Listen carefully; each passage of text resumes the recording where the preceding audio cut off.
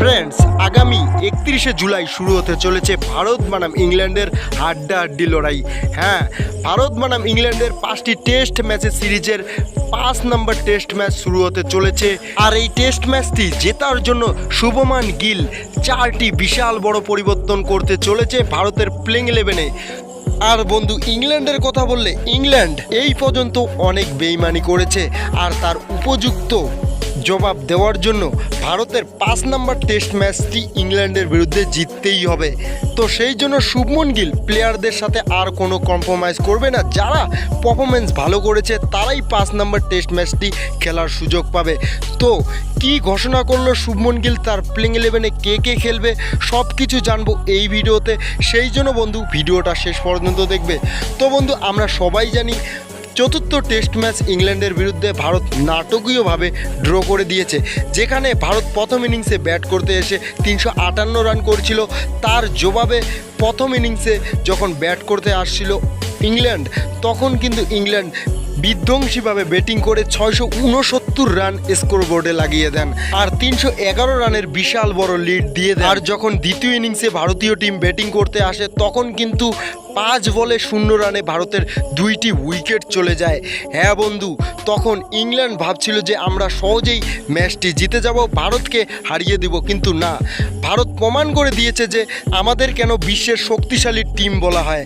হ্যাঁ বন্ধু, ভারত হারা ম্যাচ ড্র করে ফেলেছে। কেএল রাহুলের 90 রানের ইনিংস, তার সাথে শুভমন গিলের 103 রানের ইনিংস এবং জাদেজা আর ওয়াশিংটন সুন্দরের সেঞ্চুরির দাপটে ইংল্যান্ডের মাথা নত করে দিয়েছে। তাদের ঘরের মাঠে তাদের জেতা ম্যাচ ড্র করে ফেলেছে ভারত। এই জন্য ভারতকে শক্তিশালী টিম বলা হয়। হ্যাঁ বন্ধু, এবার 5 নম্বর টেস্ট ম্যাচ খেলতে যাচ্ছে ভারত বনাম ইংল্যান্ড। হাড্ডাহাড্ডি দুই টিমের মধ্যে লড়াই হতে চলেছে, আমরা সবাই জানি। তো ভারতীয় টিমের ক্যাপ্টেন শুভমন গিল কোন কোন প্লেয়ারকে ভারতের প্লেইং 11-এ সুযোগ দিতে চলেছে জানবো আমরা এই ভিডিওতে।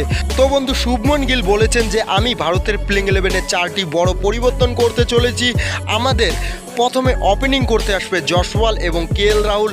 আর 3 নম্বর পজিশনে যেই পরিবর্তন করেছি সেটি হচ্ছে সাই সুদর্শনকে নিয়ে। সাই সুদর্শন চতুর্থ টেস্ট ম্যাচের দ্বিতীয় ইনিংসে 0 রানে আউট হয়ে যায়, যেটা ভারতকে অনেক বড় ধাক্কা দিয়েছিল।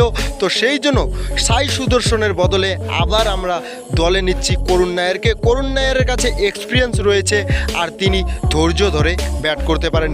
সেই জন্য 3 নম্বরে খেলবেন করুণ নায়ার, আর 4 নম্বরে ব্যাটিং করতে আমি নামবো। আর তারপরে আমরা যেটি পরিবর্তন করেছি সেটি হচ্ছে আমাদের সবার প্রিয় ঋষভ পান্থ।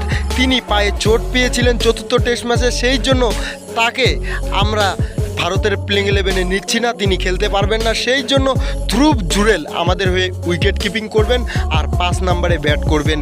6 নম্বরে রবীন্দ্র জাদেজা খেলবেন। 7 নম্বরে আবারও আমরা নীতিশ রেড্ডিকে খেলাবো, কারণ শার্দুল ঠাকুর তিনি বোলিংয়ে তেমনটা পারফরমেন্স করতে পারেনি চতুর্থ টেস্ট ম্যাচে, সেই জন্য তাকে বাদ দিয়ে 7 নম্বরে আমরা খেলাতে চলেছি নীতিশ রেড্ডিকে। আমরা এক্সট্রা একজন ব্যাটসম্যানও পেয়ে যাব। 8 নম্বরে খেলবেন ওয়াশিংটন সুন্দর। তিনি চতুর্থ টেস্ট ম্যাচের দ্বিতীয় ইনিংসে বিধ্বংসীভাবে ব্যাটিং করেছে। আর আমাদের 9 নম্বরে খেলবেন জাসপ্রীত বুমরা। 10 নম্বরে মোহাম্মদ সিরাজ। 11 নম্বরে আমরা অর্শদীপ সিংকে টেস্ট ক্রিকেটে ডেবিউ করাতে চলেছি ইংল্যান্ডের বিরুদ্ধে 5 নম্বর টেস্ট ম্যাচে, যেটা আমাদের নির্ণায়ক টেস্ট ম্যাচ। হ্যাঁ, এই টেস্ট ম্যাচটি আমাদের জন্য জেতা অনেকটা গুরুত্বপূর্ণ, আর তার জন্য আমরা জান লাগিয়ে দিব।